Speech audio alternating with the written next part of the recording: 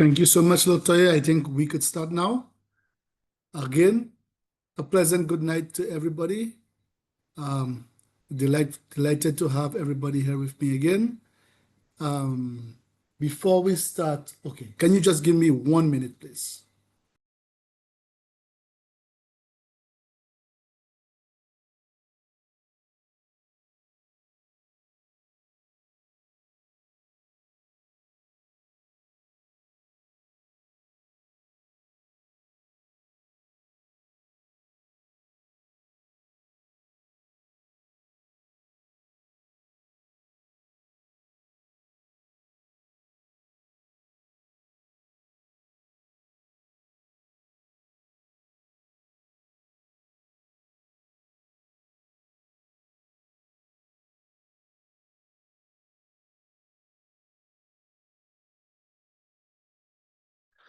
Okay, sorry everybody. When you have children, you know that there's just certain things sometimes you have to run behind them. Okay, good night everybody. Thank you so much for being here with me tonight. I hope that we have another entertaining session. I must say, as much as I was the moderator for the last session, I learned so much from you. So hopefully we will have a similarly good time as the last time. Okay, let me just start sharing my screen. Okay, somebody just let me know if you could see the screen, please. Yes, we are seeing it. Wonderful. Okay, so what I want to do is just do a quick recap of our last session before I introduce the new areas, just to make sure that we learned, we practice, and this is something that we are about to take into our daily operations from now going forward. So I was very elaborate that I kept with one example for tomato production, and hopefully one of the ladies from Helen's Daughters will bring me some tomatoes at the end of this session. So we'll be continuing with the example of calculating production costs for tomatoes. So the example in front of you here, again, the slides will be shared, but this one is very, very practical and simple, and you could use it in a very basic format when you calculating your production costs. So as you could see here, it uses the basic supplies, seed costs, labor costs, other supplies, market fees, and that's put inside here market fees and packaging and transport, which the last time I called hidden fees, because a lot of times we don't apply these to our true costs. So as you could see here, they started with $50 for the tomato seeds, and that was able to yield 500 pounds of tomatoes over the season.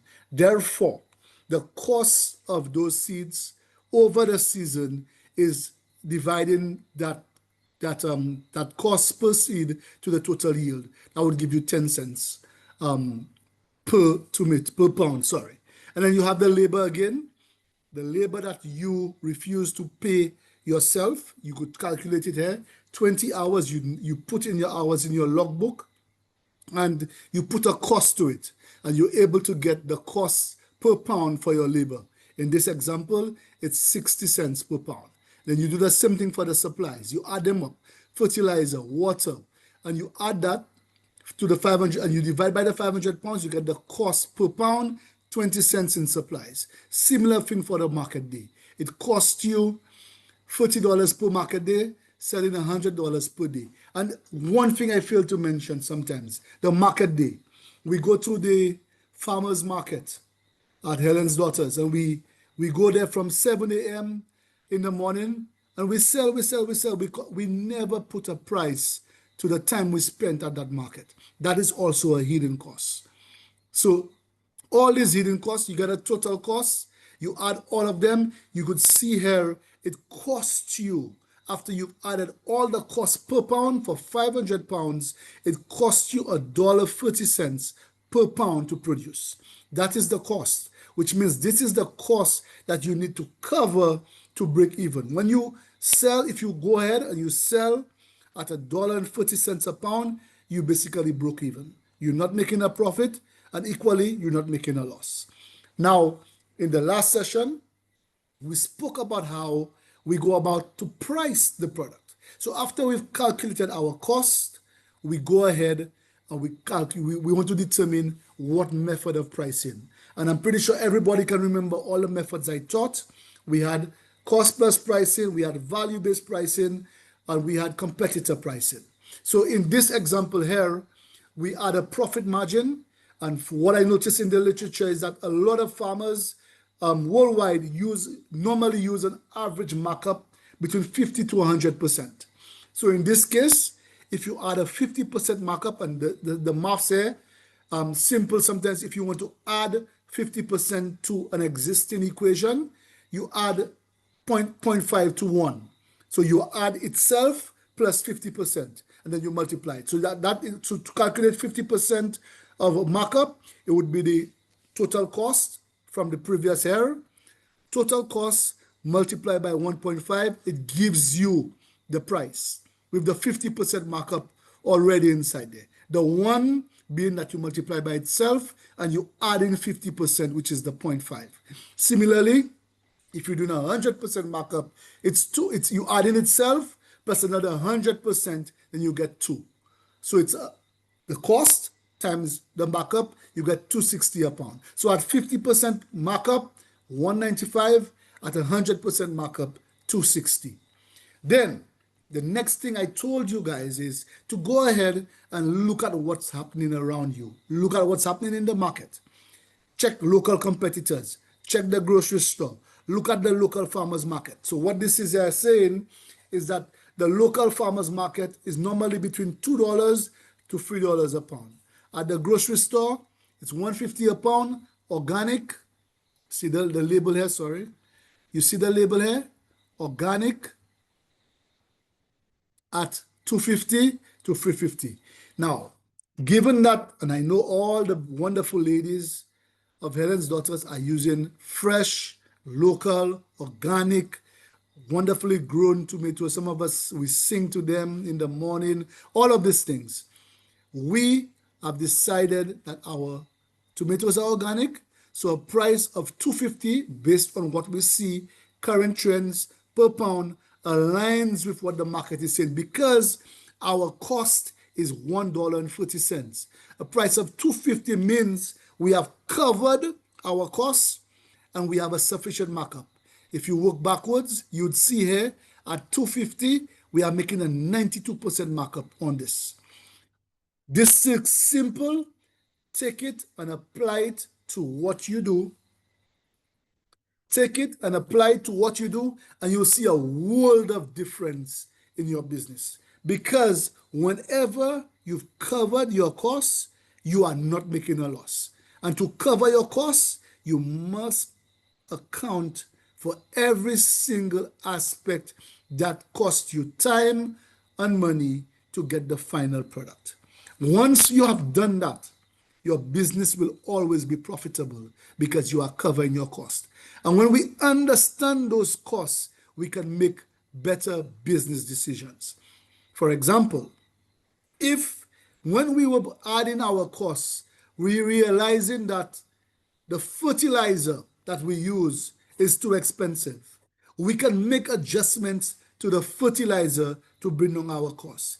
When we are analyzing our costs, if we realize that labor is too expensive, we can make adjustments. Whether we have to fire Mr. Jack and hire Mr. Jin, we can make adjustments based on the cost, and it will impact the overall. And when you have all of this in front of you, whether it be in Excel, whether it be in a notebook, whether it be in an app, whether it be in QuickBooks, you are able to see at a glance how to manage your variables. And that is very, very important as business owners. You see everything. So you see, for example, you are paying yourself $150 a day, but it makes your product too expensive. You bring down your cost of labor. And once you can, you bring it down and you see the overall impact. And if you do it in Excel, because Excel maintains all those formulas, you can do it in real time. Change the price instantly and automatically the price or the cost at the bottom changes. I encourage everybody to learn this because it makes your life so much easier. And then what you do now, you create a strategy. So you know your tomatoes that you sing to, it listens to you because it hears your lovely voice, it grows differently, it's organic, premium price. Premium price, right? But if you realize that tomatoes at that time are flooding the market and it's competitive, you can go to a lower price because your cost, was 140. The supermarket is 250 and $3. You can go at a penetration price of $2. Then you use other things can come into play, volume. So this is where you find that people consider what is called a wholesale price. You can offer more for a certain price. So for example, you say £5 for 11.50, which equates to $2.40 a pound to encourage people to buy more. The product moves from your hands quicker. You can only know how to do this if you have those costs in front of you. When you have them in front of you, you see the bigger picture. When you look at £5, you were selling at $2.50 a pound. But wait, if somebody buys £5, that's less work for me to put each pound in a bag. I can put it in a 5-pound bag. I spend less money on bags. When you look at, instead of paying 50 cents for 5 bags, I'm paying 80 cents for 1 bag, your cost goes down. This is how people come up with wholesale prices, because the more you buy, it reduces certain elements of your cost. It reduces your time. When it would take you 2 hours to sell 1 pound, 1 pound, 1 pound, 1 pound, 1 pound, it could take you 1 minute to sell 5 pounds. That's less time that you're using. And you have to factor these things in your costing. And again, when you put it like that, like how I have it on the sheet, you see the difference it makes. And you are always aware today was a good day. You're not guessing. You're not saying, oh, a lot of people come to buy, but I'm not sure how much money I make. I'm not sure if I cover my... There's none of the guessing. You are always aware of what's happening because you have covered your costs, you know your markup, and you are making your profit. Does everybody get this? This was just a short recap using an example of our wonderful juicy tomatoes. I just want to make sure that we get this because this is the fundamental part of costing and pricing. In fact, just by understanding this, we can end the session. Once you understand this, you could take your business to the next level.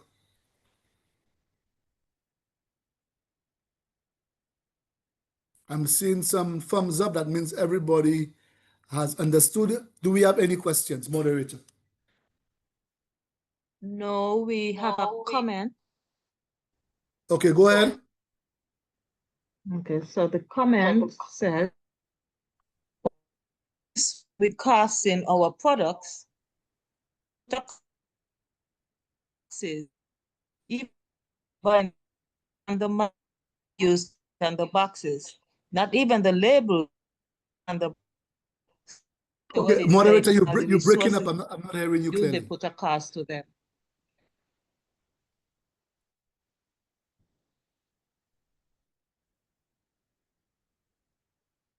Hello?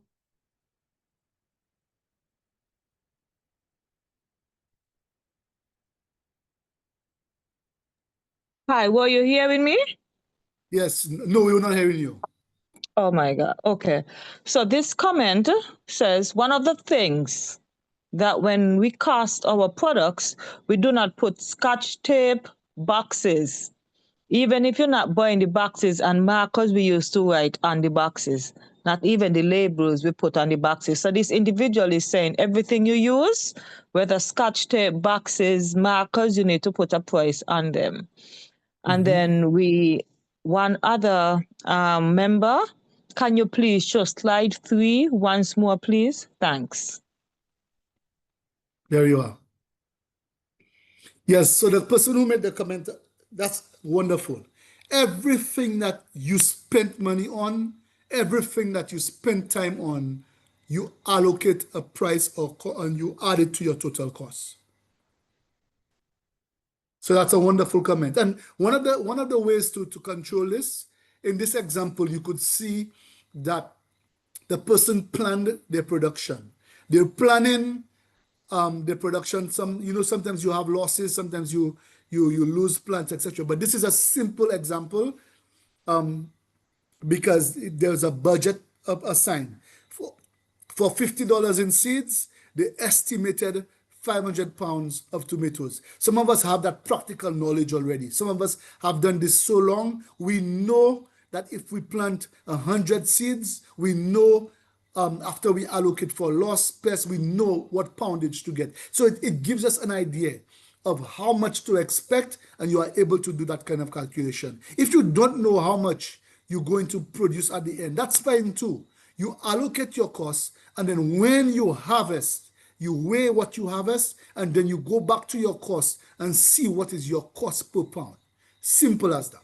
Even if you made a lot of losses, you can still average your cost per pound. Sometimes it might be very high because your cost, you lost a lot of plants, a lot of your products have spoiled, but it's equally important to know, because I lost so many plants, because so many tomatoes spoil, my cost is now $4.50, which means I am higher than the market average because I lost so many plants. That is also good information. So you know that in future production, that you should account, or you should ensure that you do not have so many losses, or you should have extra production to account for your losses.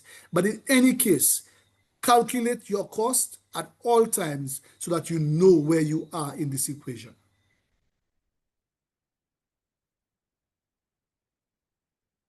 Can I move on? We have one individual with their hands up for a question. Theresa Smith. Hi, good evening. Okay.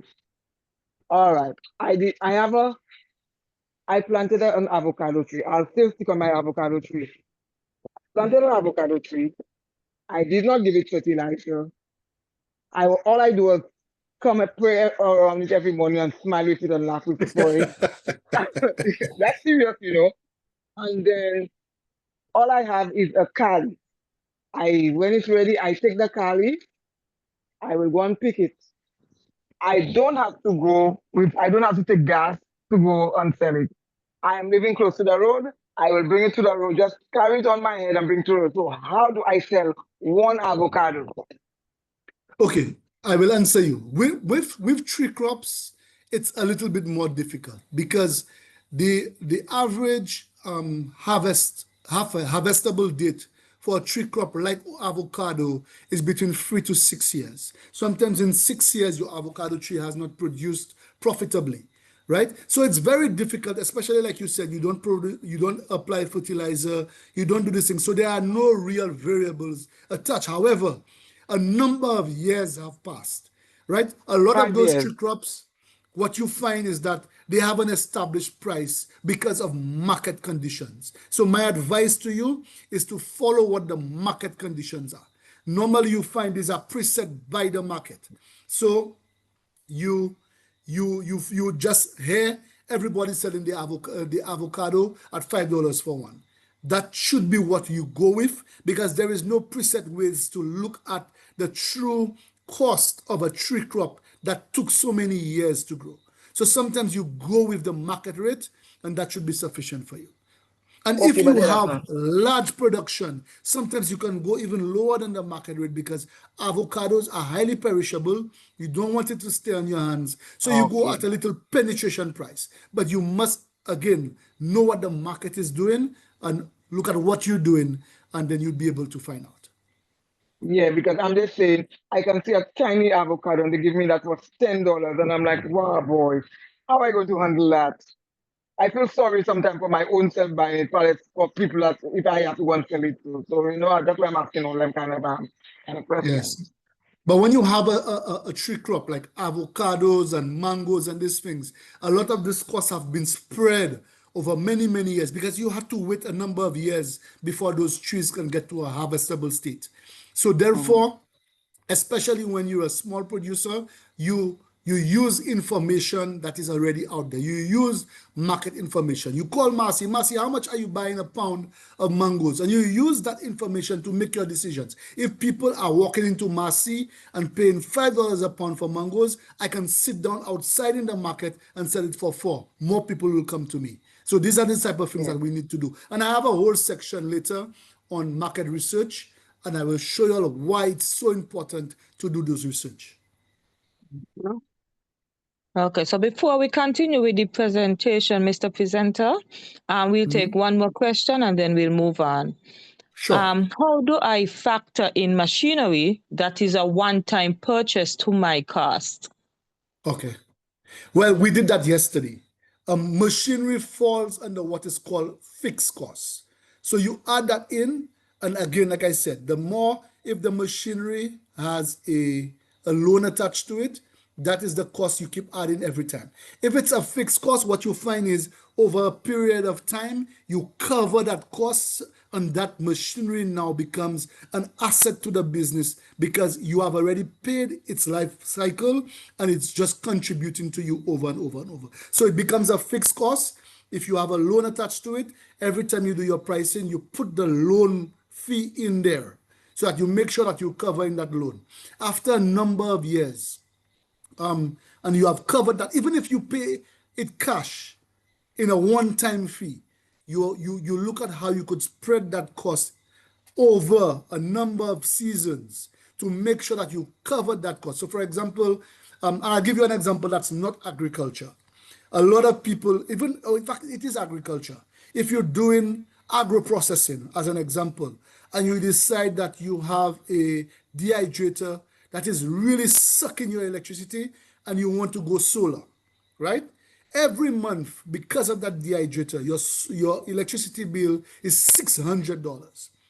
What you can do, instead of paying the electricity company that $600, you can take a loan of $40,000 and put solar panels and then pay the same $600 for 5 years. After 5 years, you have covered the cost of that solar, which means for the next how many years of the lifestyle of that solar, you are no longer paying electricity. You have covered your fixed costs. It becomes an asset to you. So this is how you manage it, and the same applies to business. You buy a tiller, you spend $10,000 on the tiller, you apply as if you covering the cost over a period of time, and after you've covered that cost, everything else becomes a profit to you. So that's how you handle the fixed costs. They're a one-time fee, you cover them, and then they become an asset to your business. Now, I want to move on to this section, but before I move on to this section, I just want to find out how many people in here have ever exported. Moderator, just check the count for me, please.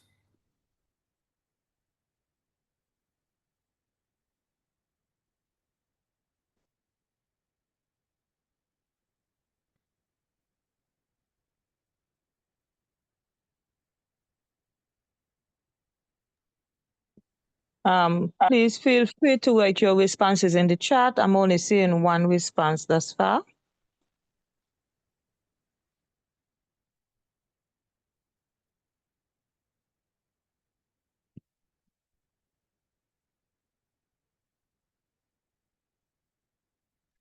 So we have one individual.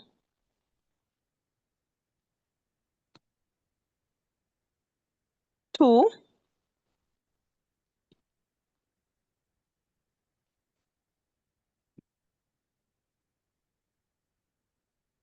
Okay, so I am going to do this section because I do expect as your business grows, as your farm grows, as your factory grows, this is one of the areas that you have to look into. And it's very important that we look at exporting. All of us are from small island developing states, very small populations. Even if currently we do not feed ourselves, what you have realized is that the world has become a single marketplace. You'd be very surprised that sometimes you make more money selling to the export market than selling to the local market.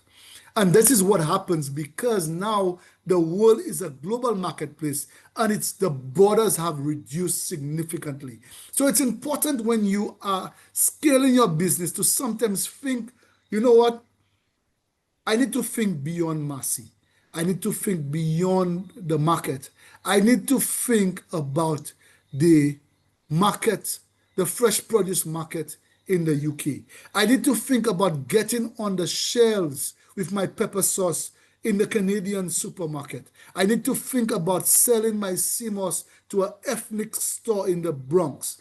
And what it might be or might sound very, very difficult, because of globalization, now these markets are readily available. You'd be very, very surprised. And I told you all in my introduction that I worked in the CMOS industry for the past 10 years. And I saw the industry move from part-time people now to CMOS being sold to Australia, New Zealand, Dubai, Russia, Vietnam, Canada, all these places, CMOS from the Caribbean. And some of the people, they don't have any large factory.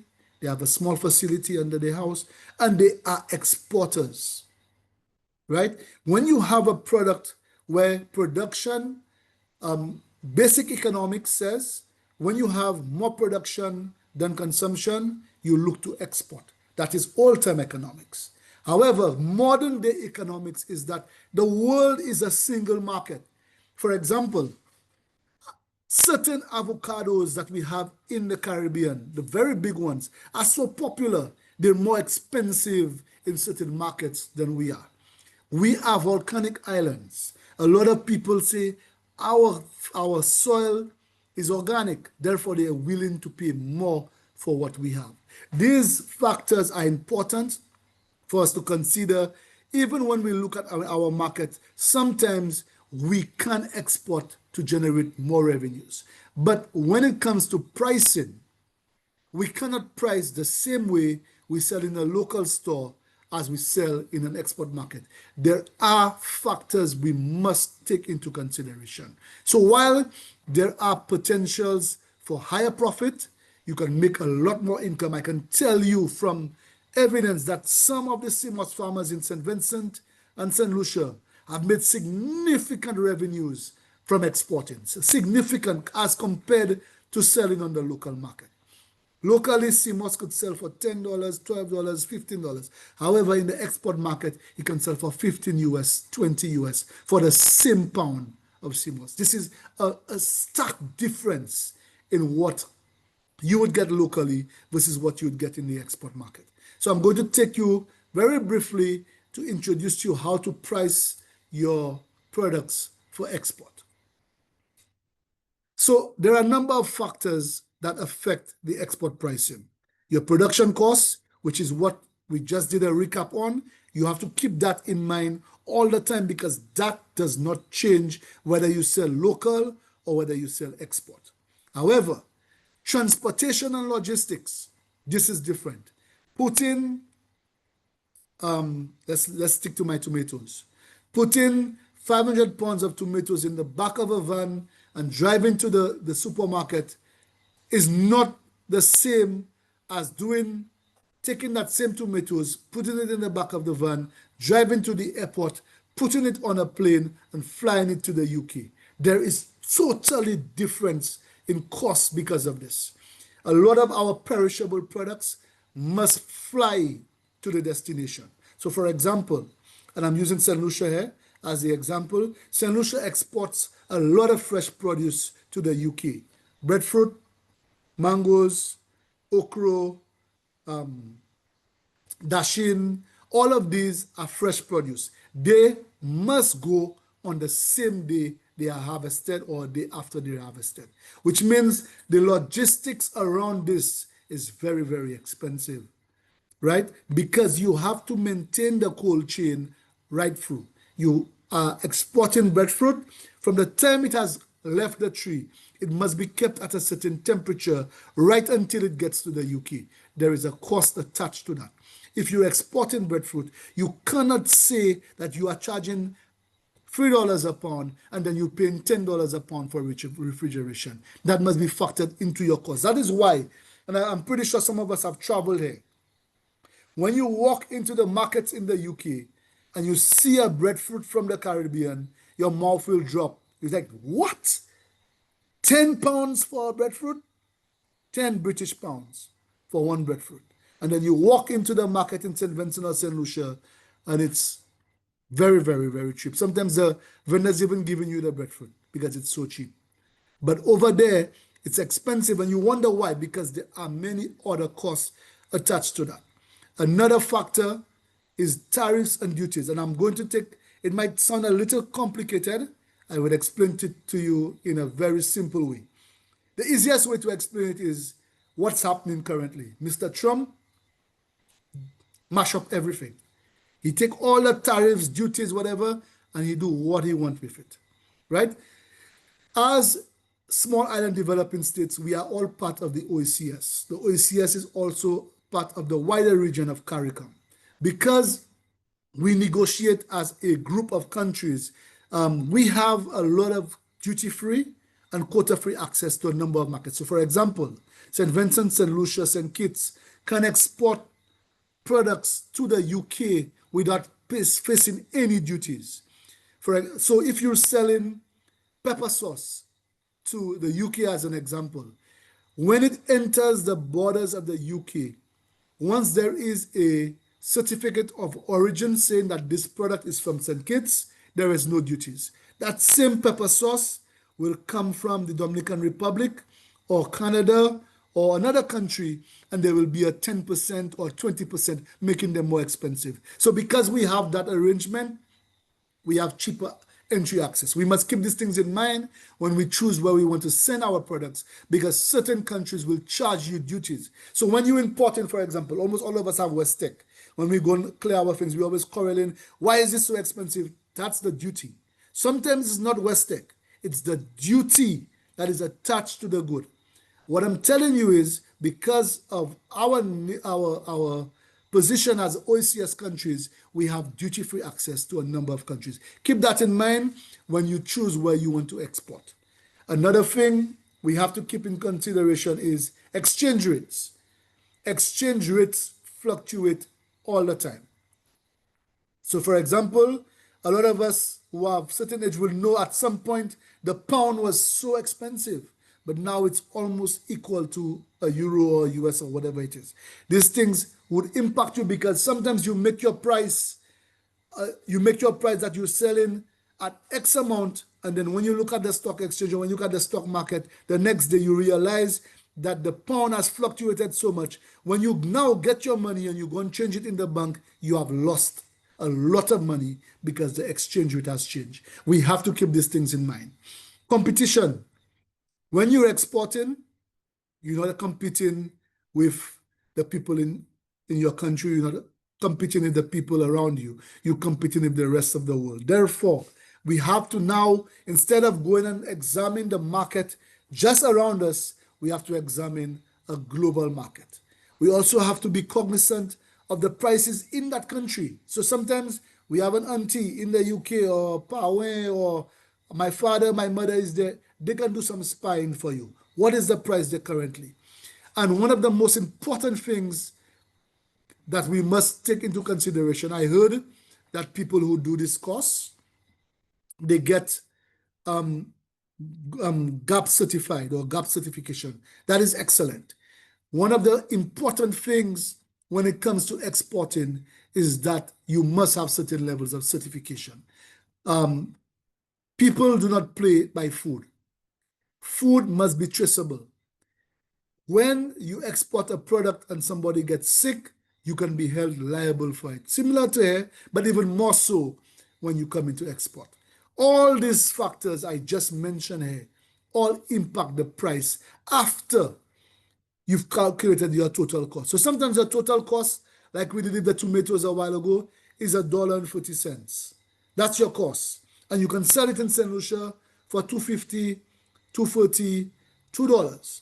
But when you add shipping and logistics, tariffs and duties, exchange rate violations, competition in the market, all these things, sometimes that tomato, when you export it, your cost is $5, which means that your price must be more than that.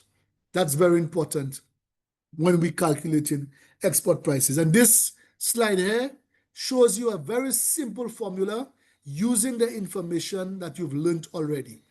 Your export price is your domestic cost, which is what we just calculated, all your costs, domestic, plus the export specific costs.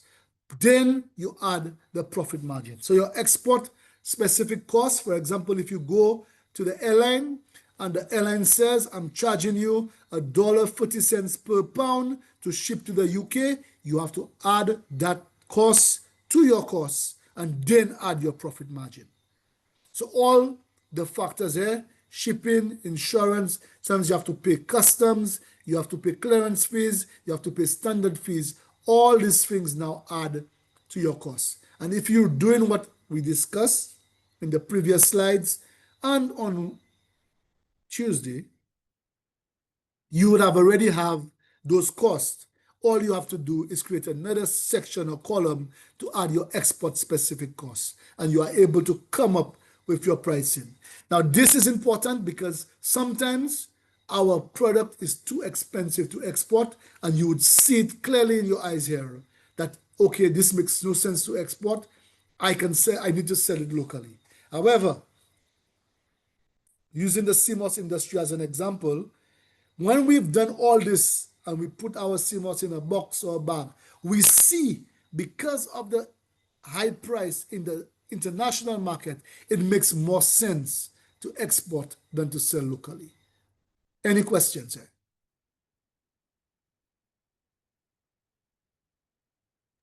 Okay, yes, we have a few questions.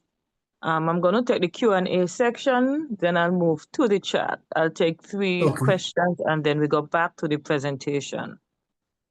The first one, in my small business, I do not grow food. I grow indoor or outdoor ornamental plants. I offer services like plant rentals, plant care and maintenance, landscaping, plant rehabilitation services, and a kids after-school program that includes plant learning supported by planting and craft activities. Although I use plants and soil and fertilizer, etc., my business is heavily service-based. What advice can you give to me? Wonderful. So this is a wonderful example. It takes us beyond what I have taught so far. But similarly, your service industry does have a cost, and you sound very, very knowledgeable about what you offer. Your services must be marketed. Your services must have a lot of labor costs to do teaching, training, all of these things. Similarly, you account for all of these things. What you can do is separate the agricultural costs and the service costs, and then you know whether you are in a profit region. So for example, you can have what is called cost centers. These cost centers, one could be production of your plants. So you are able to see exactly what your costs are to produce those ornamental plants, even if you don't sell them. For example, there is revenue coming in because people are renting them, people are coming to view them, etc. So your costing of that service must be able to cover the cost of production of your agricultural good.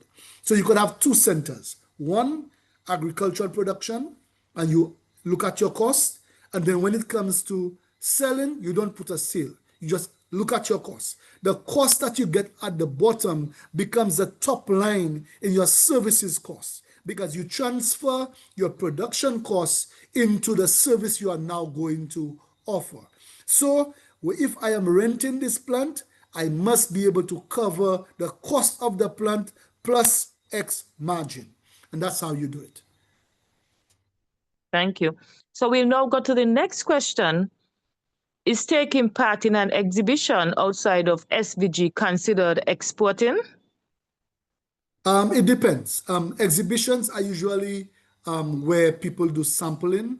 A lot of trade shows, for example, do not allow you to sell. So the product goes across as it's not necessarily declared. You usually put sample on them. But in some cases, they allow you to sell. Whenever the sale takes place in a foreign region, it is an official export. Okay, thank you very much. And we'll take the final question before we go back to the presentation. How do you factor in water? Simple. You take in your water bill and you divide it by what it is produced over the period of time. Now, again, that is a very important question because you know why? A lot of us do not separate our agricultural water from our personal use. And then there's no way to determine that. There are some formulas I've seen where even if you have one water meter, you are able to accrue a certain percentage to agriculture because people are able to monitor. For example, if I doing irrigation, I'm able to do this. If you are using, for example, natural means where you collect water using tanks or whatever, there's a tank. That means there was a fixed cost. All of this that you do, you have to record that cost as well. So if your tank costs you $500, you spread the $500. Afterwards, that fixed cost has been covered. It is not a cost to you anymore because it's been covered. So there are different ways to do it. But if you are using water that you pay for, one of the simplest things to do is to have a separate meter for your farm or your business that goes in, and you are able to accrue. If you are using $100 a month, that means you divide it by the number of days you are in operation. You are able to know the cost of using water per day, and you add it to your total cost like we did before. Thank you. We'll now resume the presentation. Thank you, moderator.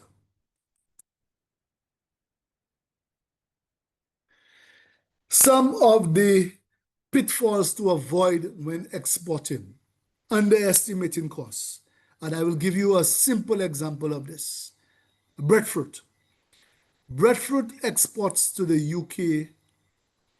I'm not too sure what's the price. I'm pretty sure breadfruit is cheap in St. Vincent and St. Lucia. I'm not sure about St. Kitts. But the price of the breadfruit, when you buy it from the tree, is very, very low. The price of shipping is sometimes 3 times the cost of the breadfruit. And some people underestimate that completely. So sometimes you're looking at paying $1 a pound for breadfruit, and then when you take it to the airport and you get the bill, it's about $5 a pound to export it.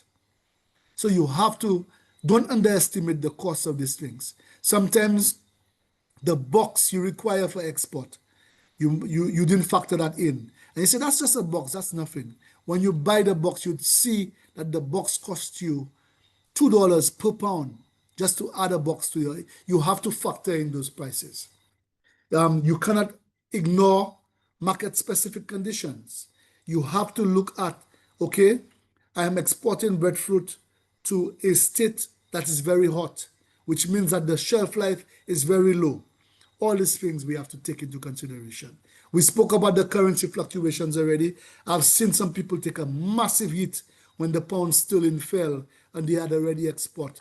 And then when people, especially sometimes if somebody's paying you after 30 days. So for example, you have a wonderful arrangement if Sainsbury's supermarket in the UK, and they tell you we pay you at 30 days. When you sell to them on day 1, the pounds was 6 to 1 EC. And at the end of 30 days, it's 3 to 1 EC. You have lost a lot of money by doing that, right? Pricing too low, we spoke about this, and not considering long-term sustainability. Exporting is wonderful, but there are a number of things to consider. And I would always like to use the example of Mr. Ramjatan from Barron Foods. Whenever he gives a story about his business, he always, based on the premise that he always planned the business to export, because that's the only way you can capitalize. 180,000 people in St. Lucia. I'm not sure what the population is in St. Vincent or St. Kitts. But when you're planning, think big. This man, when he gives his story, sold pepper sauce in the back of a station wagon. now is exporting to over 50-something countries in the world. Think big when you are planning your business. So let me see what time it is. Okay, it's 10:02. I've given a lot of practical examples about this, and this is it in a nutshell. We are looking at a case study here. Pricing breadfruit for export to the UK, whether it be breadfruit flour, breadfruit, the raw product, or breadfruit pancakes, or whatever it is that we do. This is a scenario. There is a strong demand for breadfruit because it's gluten-free, and there's a strong demand for that product in Europe. They cannot grow it there. They don't have the market conditions. However, from St. Lucia to Europe, a flight is 8 hours, which means there are significant costs, right? And the other thing here is breadfruit is one of the most perishable agricultural products there is. You can harvest breadfruit today, and you make the mistake of leaving it in the sun for too long. By the time you come back, it's soft and it's gone.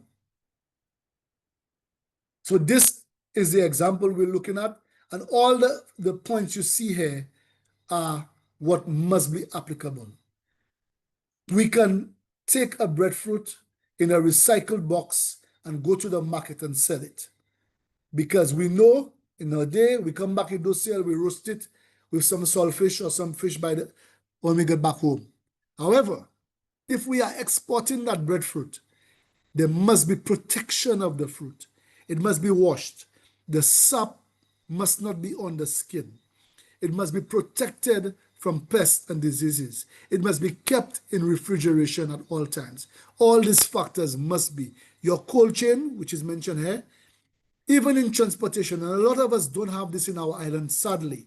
We have open back vans, and we don't take into consideration that these things must be protected.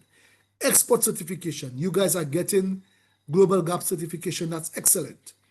These are used, or this is important because certain supermarkets ask for it. And very soon, even in our local jurisdiction, it's already happening. The hotels will ask you if you're certified. Marcy will ask you if you're certified. And when you have that certification, you have an advantage over people who don't. You can ask for more money and you get acceptance. Import duties, we spoke about this already. And most importantly, food safety. That's another topic I hope that Helen's daughters are teaching you all in this Ag-cademy. I'm not too sure if it's covered, but food safety in agriculture, it's one of the most fundamental factors when it comes to production. Simply put, you must be able to cover or document every aspect of your production from harvest to the plate. And when we do this, we are complying with safety. Even if we don't pay for certification, once we are compliant, we are able to sell our products in many, many supermarkets and stores. Let's stop here for a break. But before we break, are there any questions? Okay, yes, we have a few questions. So we'll start. Okay, we have Teresa who have her hand up. Teresa, we'll take your question first, and then we'll go to the question and answer area.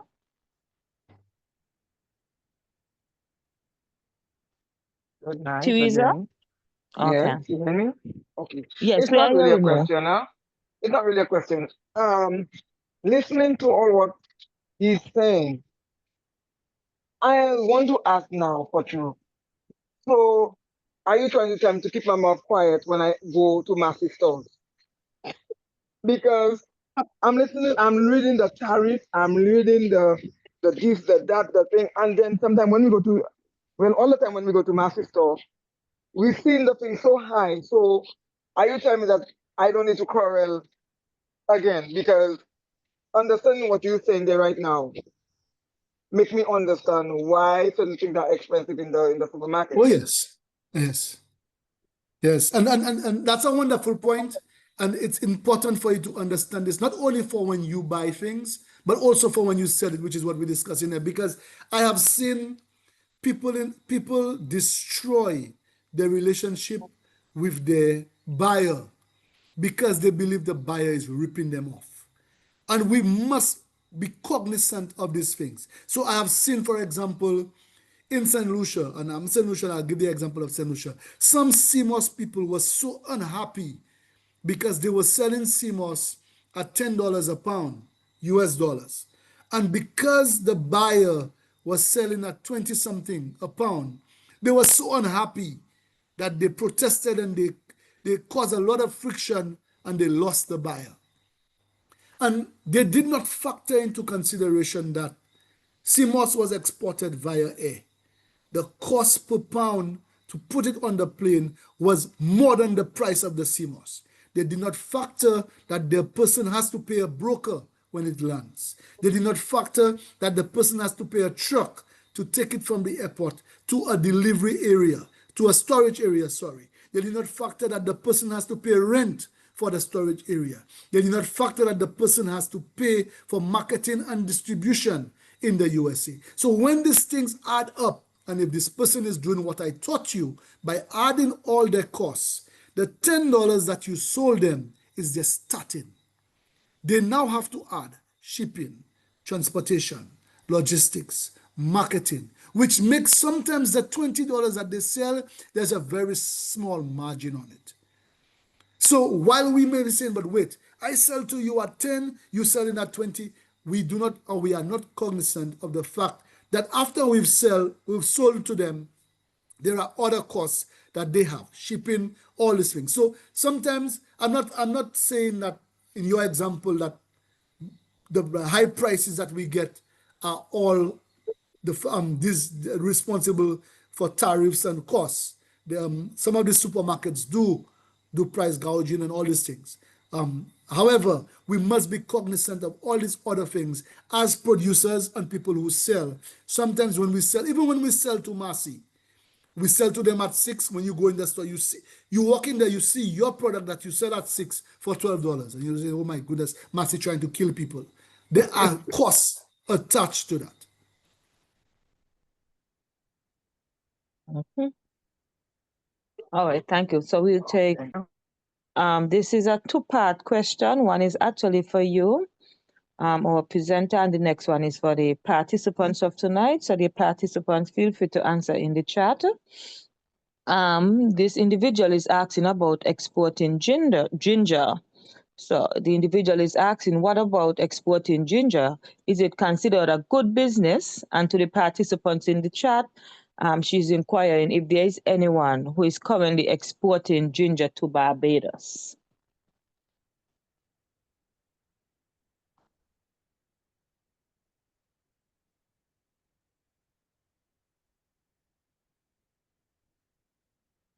Mm-hmm.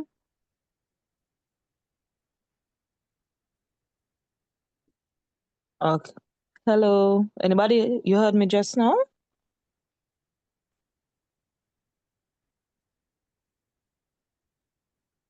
I heard you. I guess you had a good hand.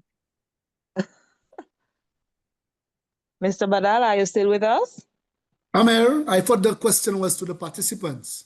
Oh no, the first part I think was for you. Say it again. Can you say it again? She was actually inquiring if you think ginger is considered a good business. Okay.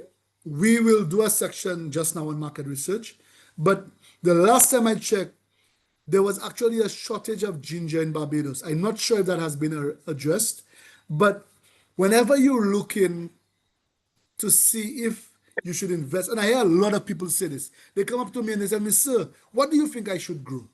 What do you think I should invest in? And a lot of us follow fashion. This is why sometimes you go by the road and everybody's selling watermelon. And you're wondering, but everybody going to plant watermelon at the same time? Or everybody has tomatoes. Everybody plant tomatoes at the same time. We need, even if we are farmers, even if we do agro-processing, even if we do ornamental plants, doesn't matter. One of the fundamental things to learn as a business owner is how to do market research. Let me see how soon I have this. Okay, it's coming up very soon. Market research for the person who asks about the ginger, sometimes all you need to do is go online and type ginger in Barbados and just see what comes up. You'd be very surprised what is going on. So sometimes we don't know and we don't do certain things. I'll give an example of a young man that I admire as a farmer. And some people in the chat may know him, and I'm going to reference him. This young man grew up where I'm from in Greece. I remember him walking to school from Greece to Larry Shoes to Plainview School. And this is a very long walk. I can tell you I used to do it. Sometimes when you look at how he went to school, you could tell that there was a significant issue in terms of poverty. However, his family had some of the largest banana estates on the island. So much so towards the end of the Green Gold period, they were probably the largest producers of bananas in St. Lucia. This young man who did only primary school saw the politicians playing with the banana industry. He kept being a price taker. Whatever they offer, that's what you want to sell. This man invested in a plane ticket and flew to the UK, went to the supermarkets where St. Lucia bananas were being sold and asked questions. This is a farmer from St. Lucia, not that educated. He flew over to the UK and asked the questions. What is happening with our bananas? While we sit there sometimes and we quarrel and we argue about the politicians and the stores and whatever, we don't do the research we need to move our business forward. The supermarket owners told him, sir, St. Lucia bananas will stop being imported in the UK in X amount of years. You should do something else. He has since invested over 12 acres in pineapples and is now the largest pineapple farmer on the island.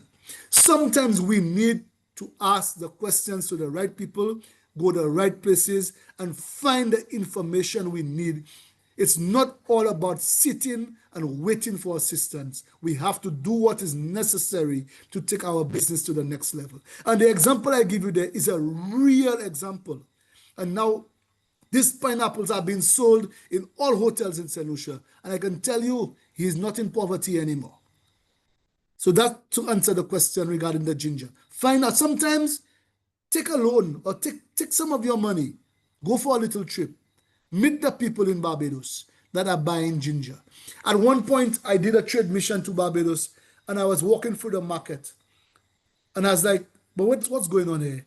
All you're hearing is people speaking patois in the Barbados market. St. Lucians have stalls in the Barbados market selling products from St. Lucia. There is a boat that left Viewfort every Tuesday or Wednesday, loaded with produce for the market in Barbados. And that's how they sold. So you need to get the information, and then sometimes this information is what will take your business to the next level.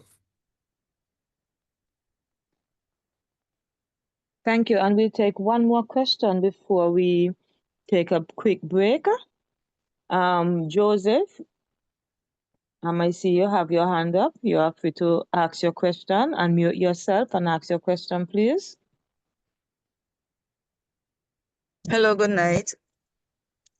Good night. I guess you touched on food safety and about the GAPs, the good agricultural practices.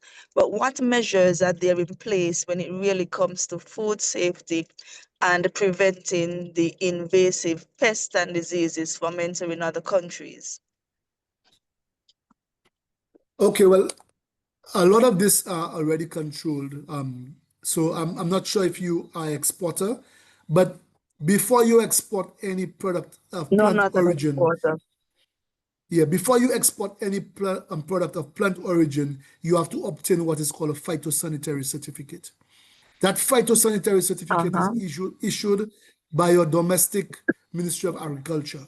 For that certificate to be issued, there must be a compliance between the country where it is produced versus the country where it is being imported. So, for example, St. Lucia's, St. Lucia, St. Vincent, St. Kitts, all of these, we comply under the OECS, which means that we can export fresh produce among our islands. And let me see if I get that right. The chief quarantine officer of these countries are in tandem with the chief quarantine officers in all the member states of CARICOM.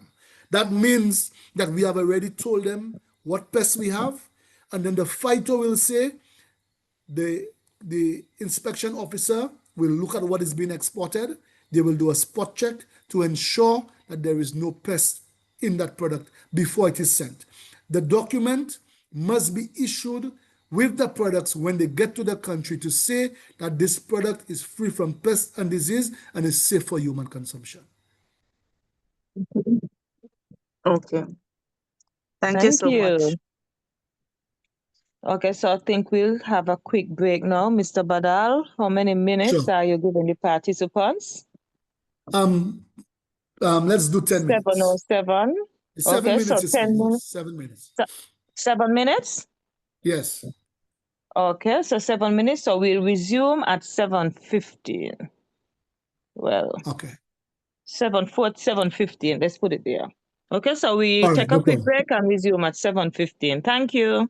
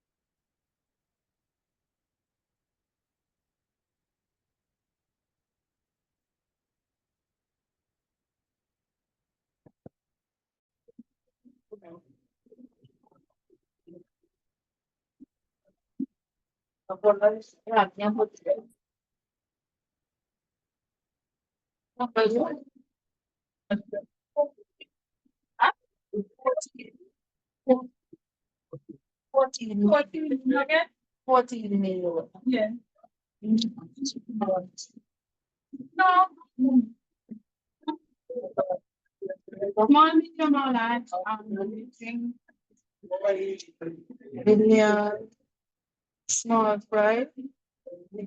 Small. Small. Okay, what's sauce? The sauce. Yeah.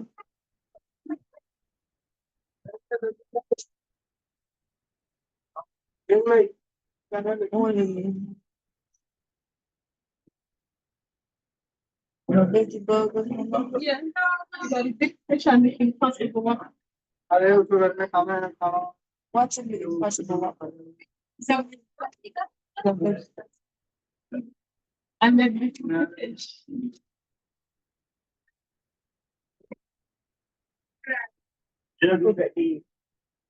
Impossible waffle without the vegetable. Possible? I don't mind friends. Kaya man, I don't want the vegetables. kaya man, nakati. No. Possible? Can I get the impossible waffle without the patty? Kaya man, nakati. I don't want the patty. No. I just want the vegetables and the bun. Yeah. Uh-huh. Yeah. Without the bun. Kaya man, nakati sa meeting. Just get the bun. Hello, if you're hearing me, I'm hearing everything you're saying. So block us, please. Just the burger.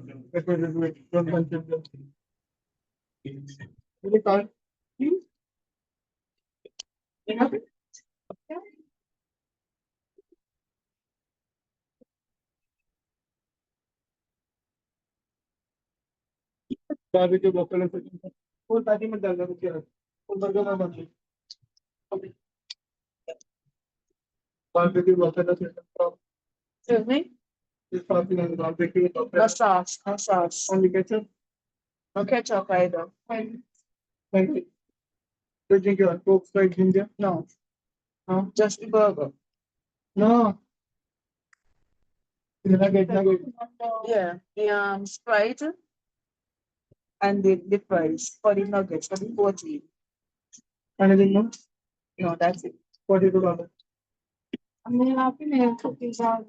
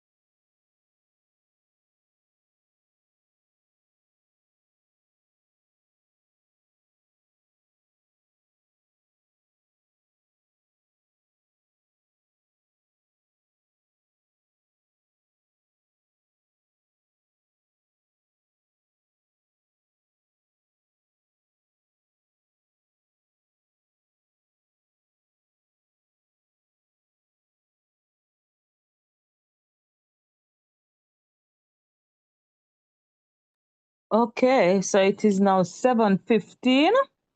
So if our presenter is ready, we'll now continue with tonight's session. Thank you very much. So now we are about to go to another section of our presentation today, understanding your buyer. Now this is also very, very important to your pricing because we need to understand who we're selling to. And that is very, very important because sometimes we produce something and we have no idea who is our target market. as producers, sometimes we are so eager to focus on producing. We are eager to sit down in our little kitchen and produce the most wonderful agro-processed products. And then we believe that once we go by the market or to the store, we must get a sale. We are treating this as a business, and equally, it's important to understand what your target market is. You want to know as much information as possible as who it will be buying from you. So if we have, or we've established that we are producing, I need to put something in agro-processing. I'm a moderator. Can you just find out from the group one example of an agro-processed product I can use? All righty. I think, ladies, I think you heard our presenter for this evening. He would like to make an example. In the chat, can you kindly put one agro-processing item that you would like to use for this example, please? In the chat, please. First one we'll use. Okay, this individual said soap, but I think he was more looking at a food item. Am I correct? No, that can be used too, because Soap, we can use agricultural input to produce our soap. So let's use the soap, right? Depending on the type of soap that you produce. So I don't know what you produce. Let's just say you are producing soap using CMOS, a CMOS soap, right? Sometimes we produce this thing and we believe it must sell, right? You must understand who you are selling to. So yesterday, Wednesday, I told you about how Massey uses the loyalty card to collect information on you, right? One of the things that this card will say is about 75% of the people who shop at Massey are female. Most people who go grocery shopping are female. I don't want to make no assumptions. Your women just love to shop. Anyways, about 75% of people who shop at Massey are women, which means that if you are going to sell to a place like Massey, you must keep that in mind, because women are more observant for certain things as opposed to men. Men would enter into a store and they're going to buy onion. They will grab the first onion that they see, whether it be $10, $5, whatever. That's typical. However, the woman would go around and ensure that she gets value for her buck. That is normal. All these things is part of understanding your target buyer. So you're producing a soap. Who are you targeting? Men, women. You can put that down. Okay? I've identified that my soap will be primarily sold to women. What is the age range of those women? Who are the women that are health conscious?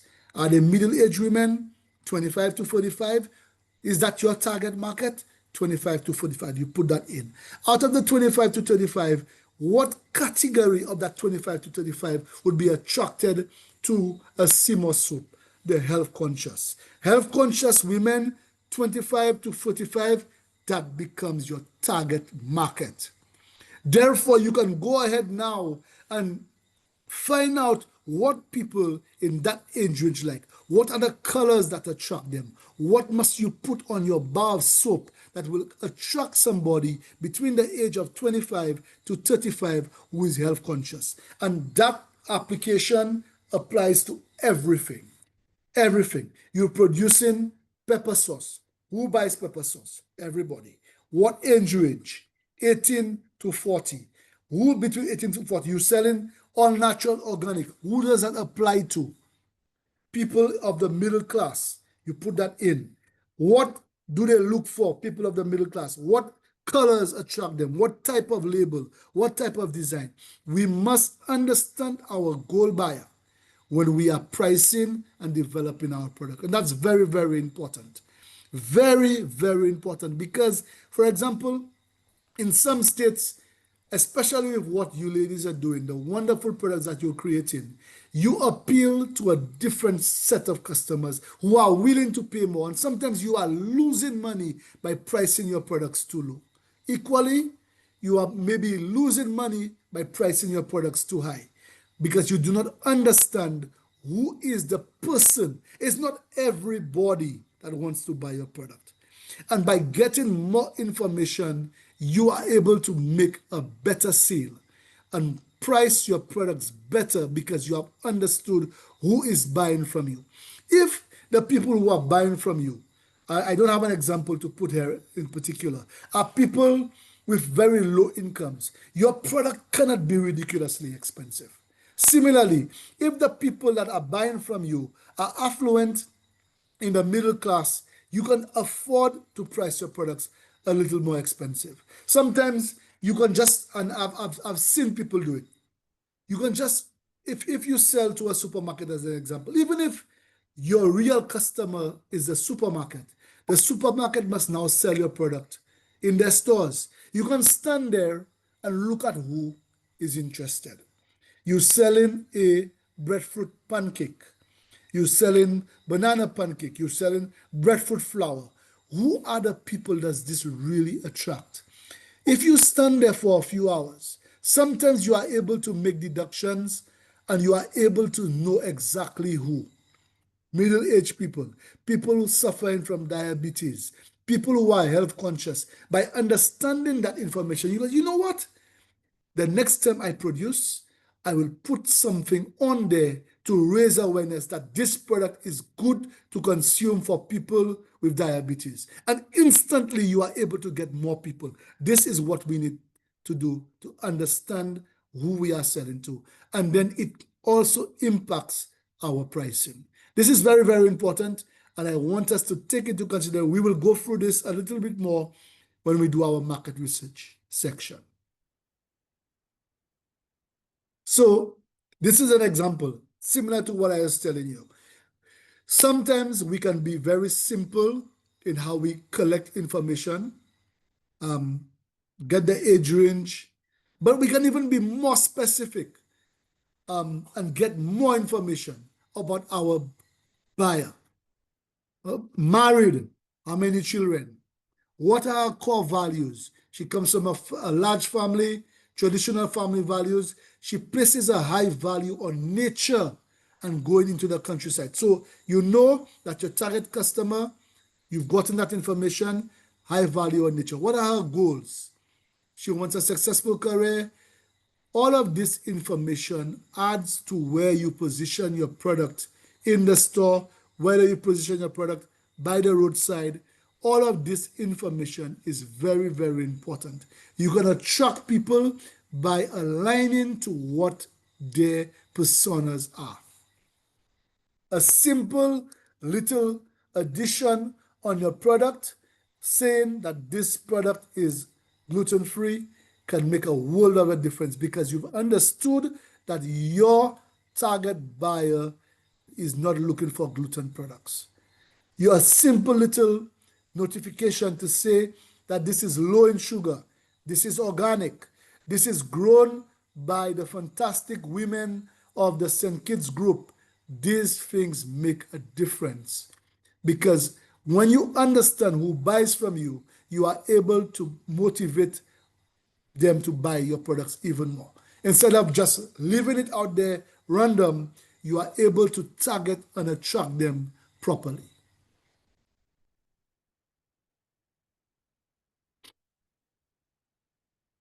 Okay, I want to move to this section now because the time is flying on us very, very quickly.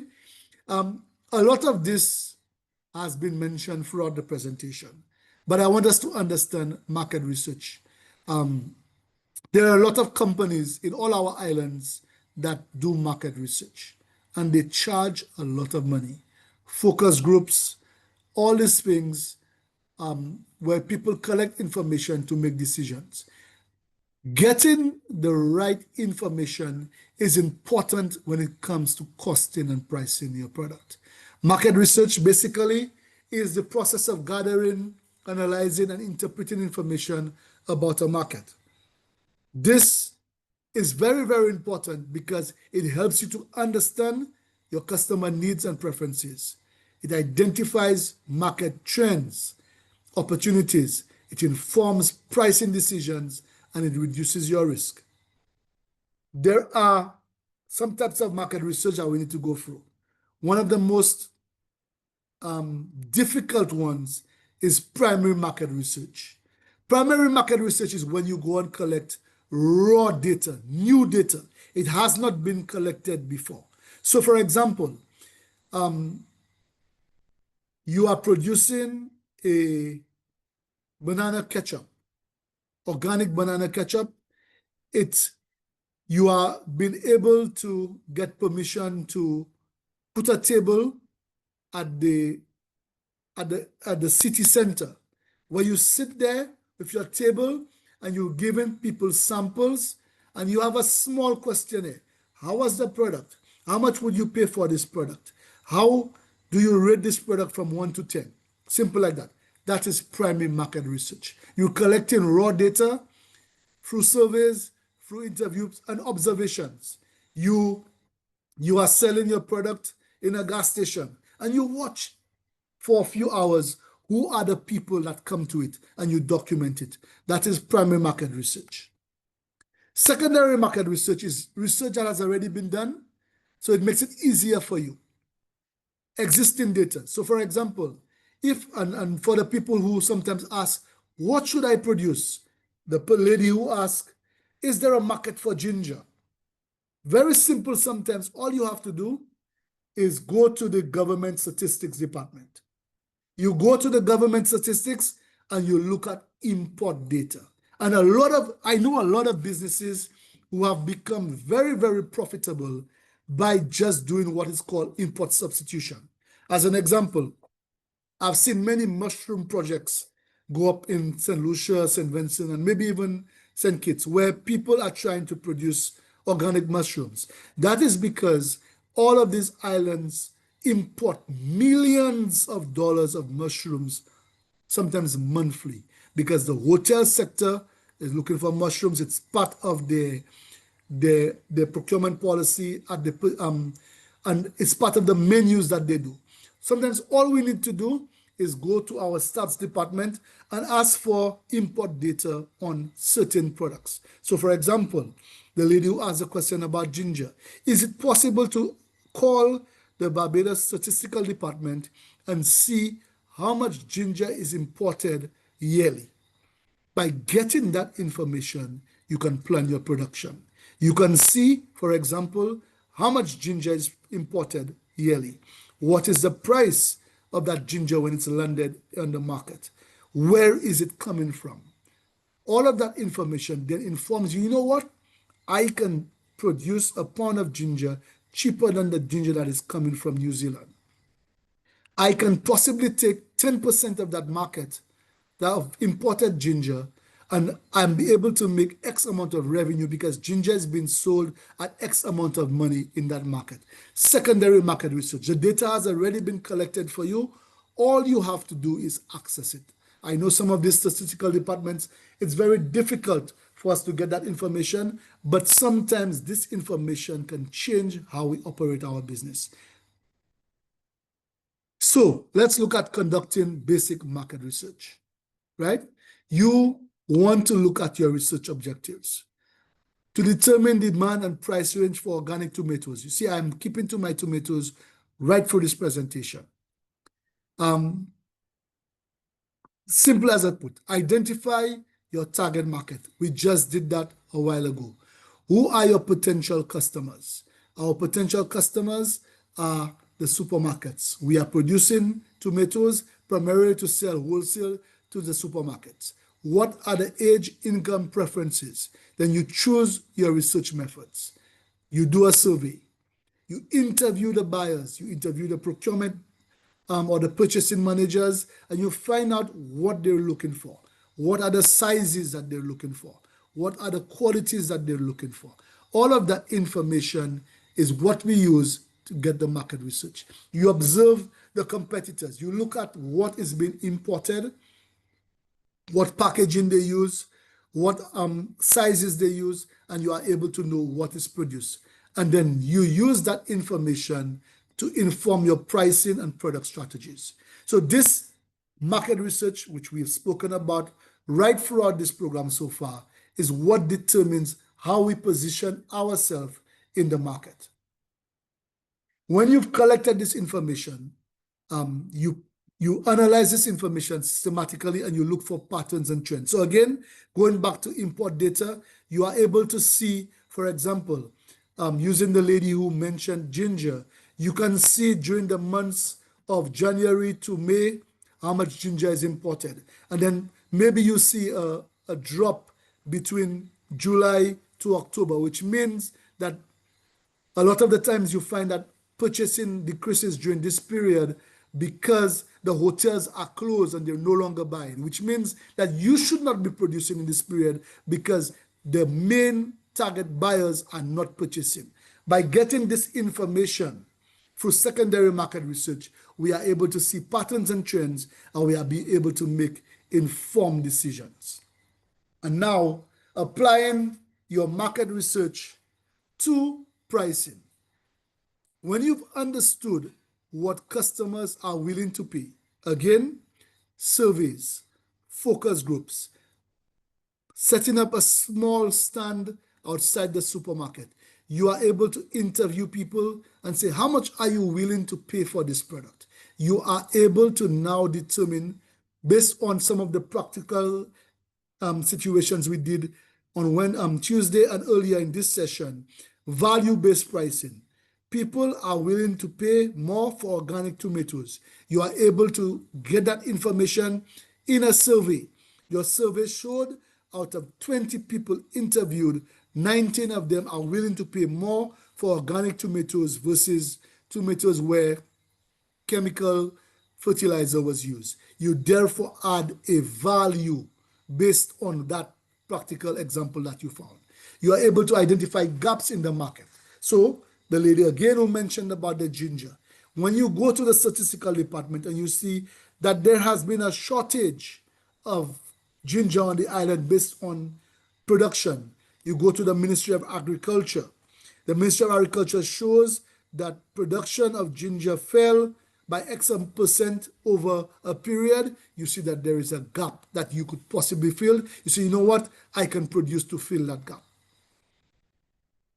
You are able to differentiate your product. Again, through your surveys, questionnaires, secondary data, you are able to identify different types of customers. Organic, customers who are seeking organic, customers who are seeking cheaper products. You are able to identify different categories by applying that. And therefore, when you get this information, you are able to set competitive prices. So one of the easiest things to do here is you choose your research method. We looked at primary market research, where you go out into the field. You are the one collecting the information. We looked at primary market research tools, interviews, surveys, observations. Secondary research, you look at research that is already done and already collected, whether it be the Ministry of Agriculture, whether it be the Central Statistics Department. They collect information which you can use now to inform what you produce and how you price. And when you have collected all this information on top of the basics that we did on Tuesday and earlier today, you find the right pricing strategy to produce or to price your products. So, moderator, we're going to do a practical session in market research, and I'm going to ask, or I'm going to allow you to ask a few of the participants to produce their results. So what we're going to do, we're going to choose a product or choose your product that you currently produce, whether it be agriculture or agro-processing. List 5 questions you would like to ask potential customers. Then we are going to do a mini survey. You can answer the questions yourself, or you can ask somebody in the chat or in the session to answer the questions. Then we are going to analyze the result and discuss how they might influence your pricing strategy. So I'm going to give everybody 8 minutes to to do this. The survey, like I said, you could answer the questions yourself. You can ask somebody at home. And then a moderator, we're going to get some volunteers, or we're going to ask people in the group to answer this. So we will come back at 7:41, 42, and then we will do this session. Great.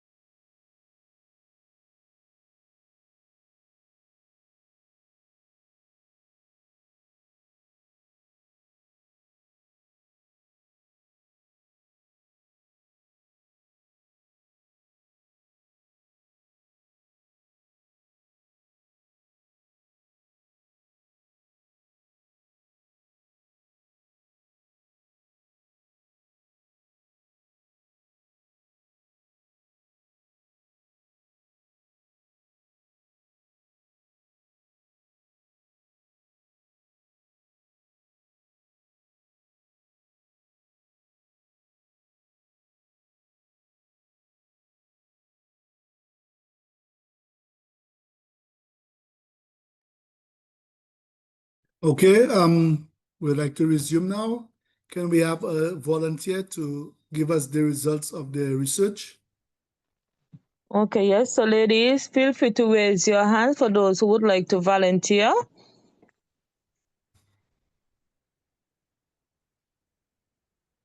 Okay, we have, well, that individual do not have a name to them, but can the participant with their hand up? You have permission to speak. Hey, good night. Good night. Good night. Okay, so this is Samantha from St. Vincent. Go ahead, Samantha. My produce is vegetables. I'm selling vegetables. So I just asked a bit of question within my home because I didn't, I don't have just young children at home. What I mean, young adults. That's fine. Right. So I asked them, the first question is, what vegetables do you like to buy? So they said that they like to buy carrots, lettuce, stuff like that. Right? How often do you like to buy vegetables? They say as often as possible once they have the funds available, because they are trying to eat more healthy. So they are using more vegetables in their diets. Understand? Next, where do you usually buy your vegetables? They say in the community by persons who are selling in the community and also in the supermarkets. Do you prefer organic vegetables, meaning chemical-free vegetables? They said yes, because they will live a bit longer than if they use the one with the fertilizers. Why? What do you look for when buying vegetables? So they said the price, the quality of the vegetable, the freshness, and stuff. So the price and the freshness of the vegetables that they are buying. So yes. Wonderful. So now that you've said all that, give me the analysis of the results. Meaning, like okay, so you've asked those, your questions were very specific to getting information. So you've gotten information on what they like, you've gotten information of where they buy, you've gotten information on the different preferences in terms of organic versus, so you've gotten all that information. So now you've done that research. That research now must align to an analysis. The analysis shows you exactly where you are, right? In terms of how you should price that product. So you have a target market here who is very conscious of their health because they prefer organic. You have a target market here who tells you where they buy, where they prefer to buy. You have a target market here who has explained exactly what they want to buy. So therefore, you can use that information in your pricing strategy and even your production strategy. So if you were starting fresh, you know what? And let's say that survey was conducted for 100 people. The 100 people said they want carrots, broccoli, cabbage, right? When you were deciding what to grow, you are able to say, I interviewed 100 people. Out of the 100 people, 75% chose those free products. It gives you a hint as to what to produce. And then that same thing, if you multiply your survey, I know you did it with just your family, but we're using your questions. If you take that survey now and you say, where do they buy? And 90% says they prefer to buy in the fresh produce market as opposed to the more supermarket. It then tells you that you should be targeting the fresh produce market instead of the supermarket.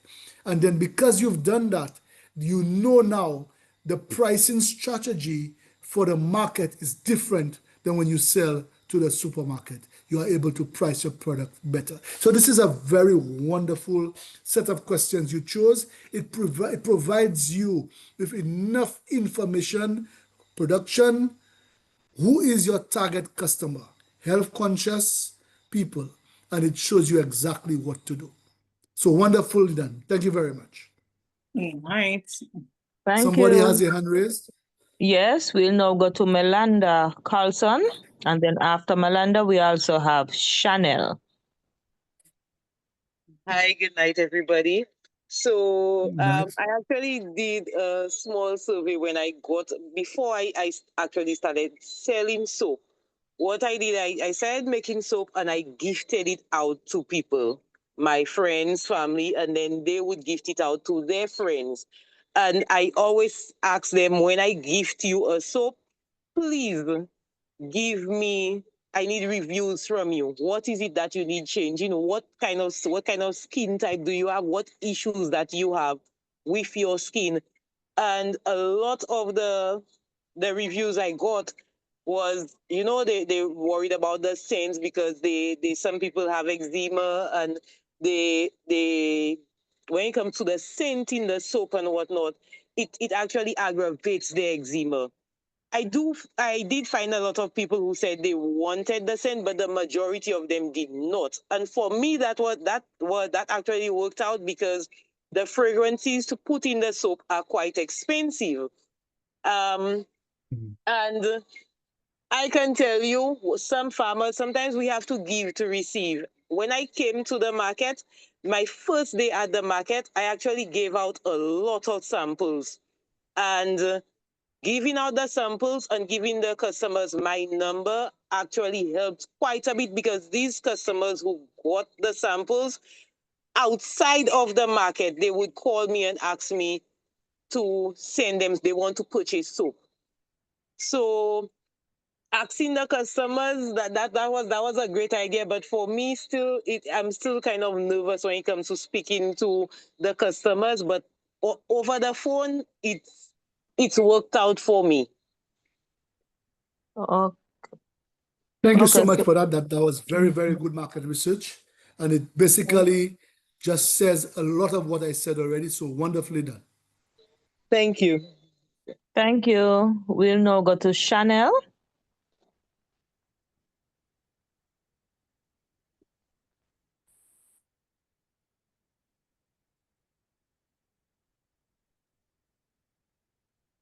Chanel, I see you have unmute yourself, but if you're speaking, we are not hearing you.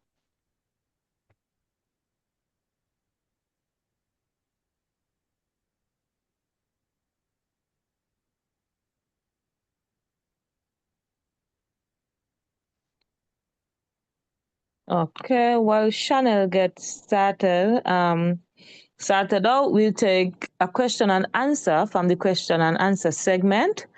And presenter, please feel free to put a disclaimer. So this participant asks, some Massy stores is really paying us an unfair price for most of our products. I did not say that. I did not say that at all. I don't think that there is an unfair price. There is always what is called a market price. If you look at it from an economic perspective, a lot of our farmers are what you call price takers. It's unfortunate we are not large enough to be able to be price makers. We are price takers.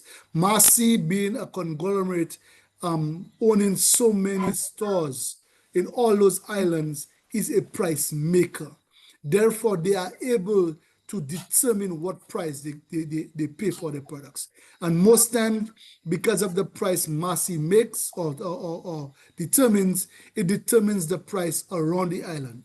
You find, for example, Massy buys plantain at $1. Because Massy buys plantain at $1, nobody goes below $1. And it happens right throughout the market. Some people don't even calculate their costs. They just look at what Massy is paying and they use that as a peg. So they would sell for the hotel more. Whoever does not want to buy more, they sell the balance to Massy. So I would not say that Massy gives us an unfair price. They have been very cooperative and a partner in terms of agricultural production and sales. But remember too, they have their cost. They have the cost of storage, they have the cost of labor, they have the cost of marketing. All these costs add to what they buy from you, which makes their prices more expensive. So I would not say that they are unfair. but that is the role of a large purchaser like Marcy in the market. Thank you. We'll now see if Chanel is ready for us. Yes, can you Chanel? hear me now? Oh, yes, we are hearing you. Okay, wonderful. Okay, so my product that I'm considering selling is creamy cashew cheese. All right, so my 5 questions.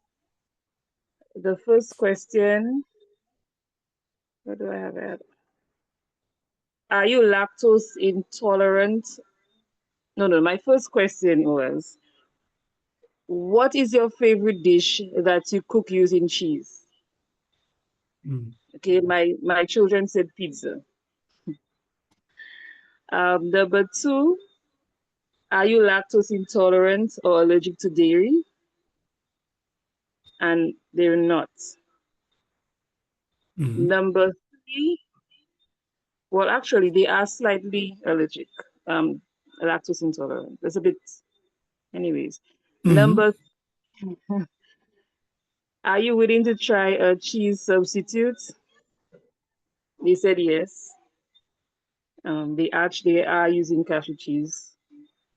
Number 4, do you know that cheese can cause inflammation, bloating, gas, and diarrhea, and that many people unknowingly do not have sufficient enzyme lactose to digest cheese? They said yes. And my last question, do you know the health benefits of eating cashews? And they said no. But my children are young. Right, but I'm plant-based.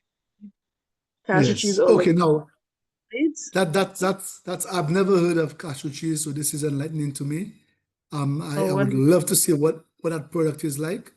But to add to what you serve it there, this is a wonderful start, and I can see how that can be added to a larger survey that's beyond your children, because global trends have shown that a lot of people are moving away from traditional cheese production into more vegan-based and, like you said, other alternatives that are easier to digest. So getting that information, one of the important things for you would be, who do you dispense those surveys to? Who are the main users of cheese? Identifying your target market. And that might be very, very important for you if that's your business for true, that you're trying to expand, because there is a strong possibility that there may be a market for you that you are not even realize exists out there. So I'm going to encourage you to develop a more comprehensive questionnaire and actually use it in real life. Put it out there, whether you use it on Facebook, whether you use it on your WhatsApp business, whether you actually go to some of those stores, those gourmet stores, and find out exactly how you can extract that information, and then you'd find out whether you can actually launch or propel your business further than where you are right now. So that's a wonderful set of questions, and even a more wonderful product that you are doing. That's one question. Thank you for the insights. So, one of the things, the challenges I'm having is that when you buy those products in the stores, they have a lot of preservatives, and mine does not. So to sell it to a store or something like that, how would I be able to market it in a way that they know that it's not going to, like, I mean, if all the different preservatives, it lasts much, much, much longer than if you don't have, like, how would I market that? well, if you consider that to be a marketing advantage, it should be clearly stated on your product. So maybe in another session you would do packaging and labeling, but one of the most important things, like you just mentioned there, in terms of attracting customers, is having clear information on why your product is better than the rest. So if you are not using preservatives, there's a strong possibility that there are people out there who look out for that message. That should be clearly visible on your product label. Okay, thank you. You're welcome. I thank you. We now have another volunteer. Karina, you may unmute your mic and speak. Hi, good evening. Go ahead, Hello. Karina. Yeah, I chose salad beans and I did the questions at home. Mm-hmm. Yeah, the first question was, how often do you like to buy salad beans? And the answer to that was,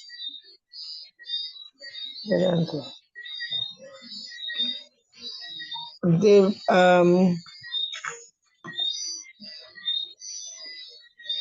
it was like every Saturday at the market. Mm-hmm. Okay. And the second question, okay, I was saying, where do you buy your salad beans? But they said at the market. Mm-hmm. And the third question was, what do you think about the quality of the salad beans? And they were saying Mm-hmm. they preferred it organic. Mm-hmm. And I was referring to like some, like at Nasi, they have the salad beans in the tin. So they prefer our locally salad beans instead of those that in the tin. Okay.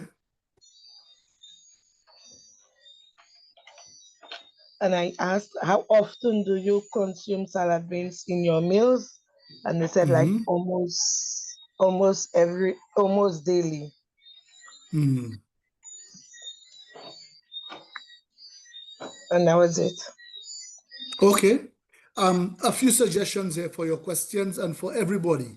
These are wonderful questions. The only thing I see you can improve in your questions to get you better information, when you ask certain, and the questions you asked were good, but what you can do, especially if you're doing a survey, is give options. So for example, I heard you mention how often. What you can put is daily, weekly, monthly. Or if you can put the and that way they can give you exact information. So when you do, for example, if you did a survey online, instead of just putting the question on a line for people to write or answer, some people don't like to write. Some people hate. So you give them A, B, C, D. Daily, weekly, monthly. How often? Daily, weekly, monthly. What day of the week do you shop? Monday, Tuesday, and you give them the option to just choose it. By doing that, somebody can do a survey for you in a few seconds and you get information that will last a lifetime. So that's the only improvement I would say with yours. A lot of your questions are excellent. Sometimes just give them the options and they can choose from it, and it would be much easier to conduct your survey. So wonderful example. Thank you. So we have 3 more volunteers. So we'll take these 3 volunteers. Well, 4 now I'm seeing. Okay, 3. So we'll take these 3 and then we'll close off for the night with the final answer from the question and answer segment. So Liana Joseph, you may now give your mini market.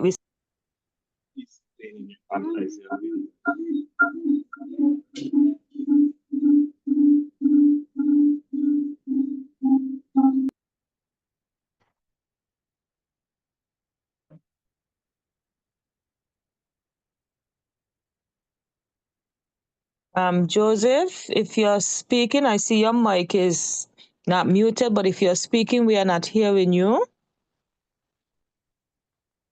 I think in the meantime, while we wait on Joseph, we could now go to Sherilyn,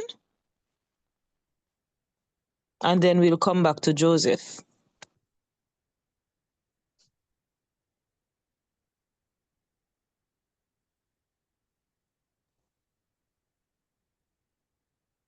Sherilyn, if you're speaking, we are not hearing you.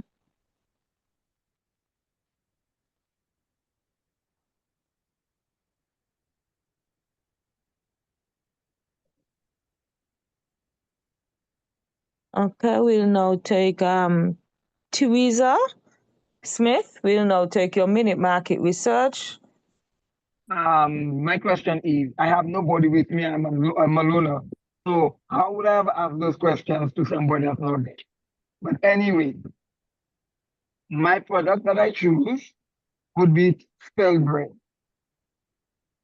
There was nobody to ask the question to, so I am asking the question like there were people there. So first of all, I would have made I would have already made those bread, right? Now I would have to make them separate because some will have nuts, some will not have nuts. So going out there, I would have a day for sampling. So I would have I would ask them, would you like to sample the bread? And I would have explained what the bread is all about because first of all, I've already made my research. So I would have realized there's a lot of people that have eczema. And some of them are gluten intolerant and lactose intolerant. And a lot of them for the flour, when they eat flour, it irritates the eczema, especially right now. I've made the research already and I realized there's a lot of children that have eczema. And from babies, so the parents are breastfeeding. So whatever they eat irritates the children. So I would have targeted those people to let them taste the bread and see how they feel about it and see how they feel about it. But I would have let them know that I have those with the nuts and grains. I would ask them, are they allergic to the nuts, grains, and milk? Now the milk is not cow's milk. The milk would be almond, soya, almond or soya milk. And the next thing is I will ask when they finish with it, I will ask them what they think about the bread, how they feel, And then if according to the answer, I would have asked them how much are they willing to pay for the bread. Because I know some bread are very expensive, but the spelled bread is a particular bread, a special bread.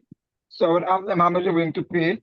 Also, I would have asked them if they give me the amount, I would have asked them, is it daily they want the bread? Is it monthly? Is it weekly? Or every other day, or how they want it? And so they would have to tell me whether the ones with the nuts or not they want. And then I would also ask them if they want it to be delivered. And so I would tell them if they want to deliver, there's a fee to the delivering aspect of it. And with that one too, I think I will target children because children love bread.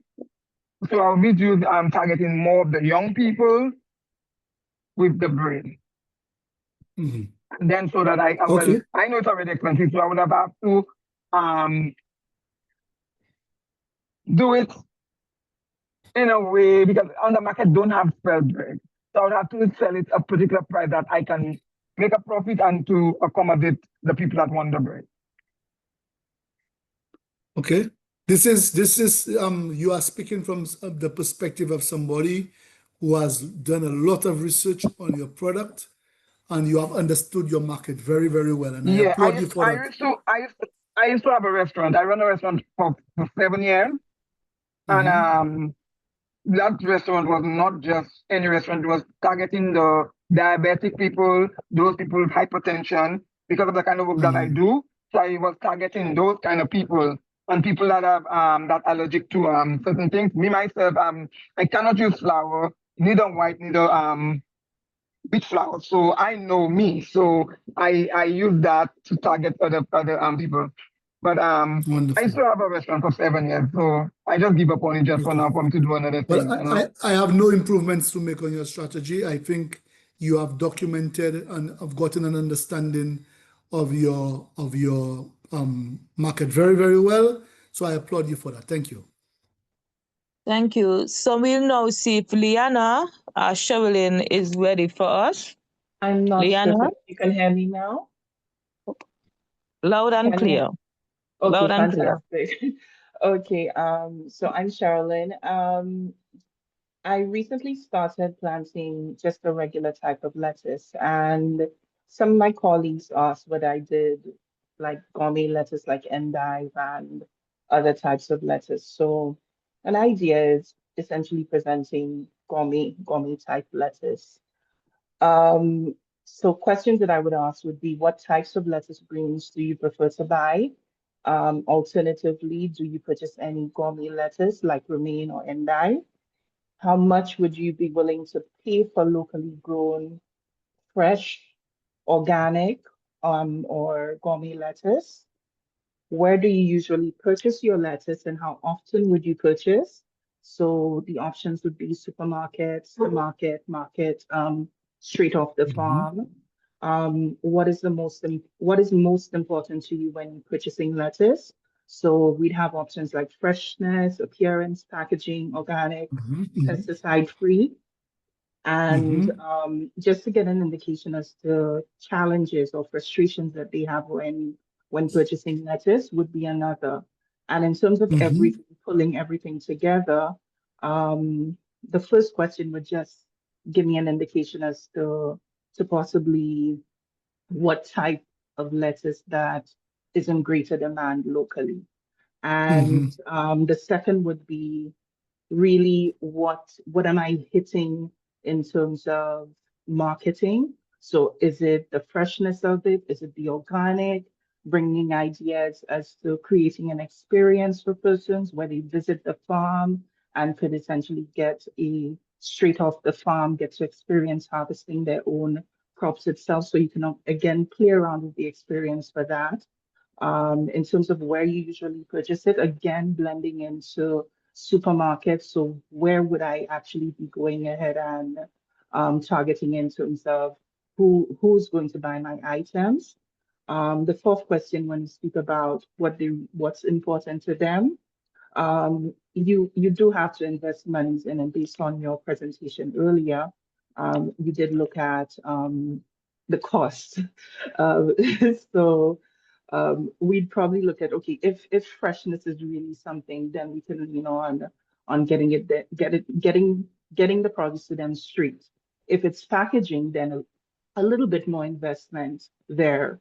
When it comes to organic or pesticide free, if that is something that they're keen on, definitely I would play on that fact because I currently grow my lettuce, which is just the regular ones in the greenhouses, so I'm able to control a lot of the pesticides. I don't essentially use pesticides. I don't use any fertilizers.